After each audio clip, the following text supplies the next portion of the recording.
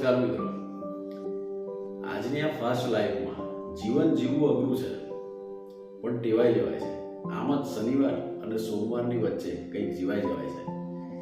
માટે ગમે એ કરો, ગમે તે ના કરો, તમારું દિમાગ કશું બીજું કહે છે, તમારું દિલ કશું બીજું કહે છે, અને તમે કામ કંઈક બીજું કરો છો, તો ક્યાંથી તમને કામમાં અથવા તો જે ક્ષેત્રમાં એમાં મસ્ત રહી શકશો. આ માટે તમારે શરૂઆતમાં થોડા વર્ષો કામને અને સમયને આપવા પડશે. યા તો તમારા કામને ઇન્ટરેસ્ટથી કરો, અથવા કામને આધીન ઇન્ટરેસ્ટમાં વધારો કરો અને સતત એક વિદ્યાર્થીની જેમ શીખવાનું ચાલુ રાખવું પડશે. જે માણસનું દિમાગ, દિલ, એક્ટ, કાર્યશૈલી એકબીજા સાથે કનેક્ટેડ છે, કન્સિસ્ટન્ટ છે, કોહરન્ટ છે, એ જેટલો હેપી, હેલ્ધી અને હાર્મોનિયસલી કામ કરી શકશે એવું બીજા કદાચ નહીં કરી શકે.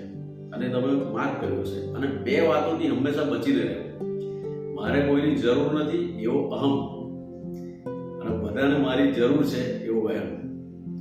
મસ્ત રહો, સ્વસ્થ રહો, વ્યસ્ત રહો, જબરજસ્ત રહો.